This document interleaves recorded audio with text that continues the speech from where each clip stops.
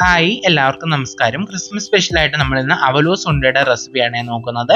അതിനായിട്ട് ആദ്യം തന്നെ നമ്മൾ അവലോസ് പൊടി റെഡിയാക്കി എടുക്കണം.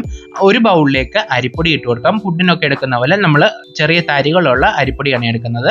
വറക്കാത്ത അരിപ്പൊടിയാണ് എടുത്തിരിക്കുന്നത്. ഇതിലേക്ക് കുറച്ച് ഉപ്പൂടെ ചേർത്ത് നന്നായിട്ടൊന്ന് മിക്സ് ചെയ്ത് കൊടുക്കാം.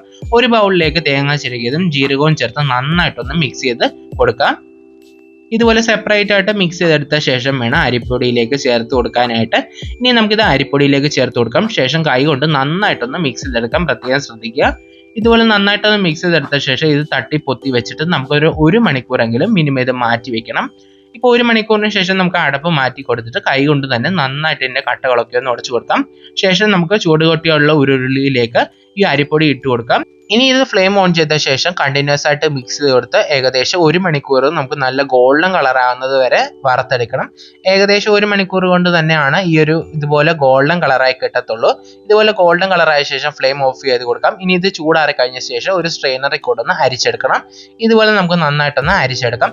ഇനി അരിപ്പയിൽ വന്നിരിക്കുന്ന തരികളെല്ലാം ഒരു മിക്സഡ് ജാറിലേക്ക് ഇട്ട് കൊടുത്ത് നല്ല ഫൈൻ പൗഡറായിട്ട് പൊടിച്ചെടുത്ത് നമുക്ക് ആ സെയിം ഉരുളിയിലേക്ക് തന്നെ ഇട്ട് കൊടുക്കാം.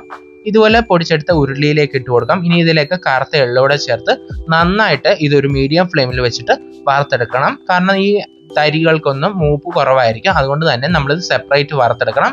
ഇനി നമ്മൾ അരിച്ചെടുത്ത അവലോസ് പൊടി ഇതിലേക്ക് ചേർത്ത് നന്നായിട്ടൊന്ന് മിക്സ് ചെയ്ത് കൊടുത്ത ശേഷം നമുക്ക് ഫ്ലെയിം ഓഫ് ചെയ്ത് കൊടുക്കാം. ഫ്ലെയിം ഓഫ് ചെയ്ത് കൊടുത്ത ശേഷം നമുക്ക് ഇത് 5 മിനിറ്റ് നന്നായിട്ടൊന്ന് മിക്സ് ചെയ്ത് കൊടുക്കണം. അപ്പോൾ അവലോസ് പൊടി ഇവിടെ റെഡി ആയിട്ടുണ്ട്. അപ്പോൾ നമുക്കിത് അവലോസ് ഉണ്ട റെഡിയാക്കി എടുക്കാനായിട്ട് ഞാനിവിടെ 3 കപ്പ് അവലോസ് പൊടിയാണ് എടുത്ത് വെച്ചിരിക്കുന്നത്. ഒരു ഉരുളിയിലേക്ക് ശർക്കര ഉരുക്കിയത് ഒഴിച്ചു കൊടുക്കാം. ഇനി ഇത് മീഡിയം ഫ്ലെയിമിൽ വെച്ചിട്ട് നന്നായിട്ടൊന്ന് കുറുക്കിയെടുക്കണം. ഇതുപോലെ നന്നായിട്ടൊന്ന് കുറുകി വരുമ്പോൾ ഇതിലേക്ക് ഏലക്കാപ്പൊടി ചേർത്ത് കൊടുക്കാം. അതിൻ്റെ കൂട്ടത്തിൽ തന്നെ ചുക്ക് പൊടിയും കൂടെ ചേർത്ത് കൊടുത്ത് നന്നായിട്ടൊന്ന് മിക്സ് ചെയ്തെടുക്കണം. ഇതുപോലെ നന്നായിട്ടൊന്ന് മിക്സ് ചെയ്തെടുത്ത ശേഷം ഇതുപോലെ നമുക്ക് ഒരു നൂൽ പാകമാകുമ്പോൾ ഫ്ലെയിം ഓഫ് ചെയ്ത് കൊടുക്കണം. ഫ്ലെയിം ഓഫ് ചെയ്ത് കൊടുത്ത ശേഷം നമുക്കിതിലേക്ക് അവലോസ് പൊടി ചേർത്ത് കൊടുത്ത് നന്നായിട്ടൊന്ന് മിക്സ് ചെയ്തെടുക്കണം.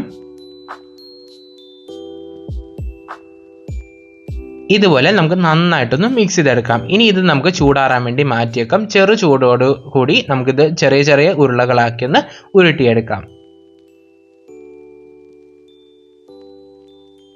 ഇതിപ്പോൾ ചൂടാറി വന്നിട്ടുണ്ട്. ഇനി നമുക്കിത് ഓരോ ഉരുളകളാക്കി ഒന്ന് ഉരുട്ടിയെടുക്കാം. അപ്പം ഞാനിവിടെ ചെറിയ ചെറിയ അവലോസ് ഉണ്ടകളാക്കിയാണ് ഉരുട്ടിയെടുക്കുന്നത്. ഇതുപോലെ ഞാനിപ്പോൾ നന്നായിട്ടൊന്ന് ഉരുട്ടിയെടുത്തിട്ടുണ്ട്. ഇനി നമുക്കിത് അവലോസ് പൊടിയിലൊന്ന് നമുക്ക് നന്നായിട്ടൊന്ന് കോട്ട് ചെയ്തെടുക്കണം.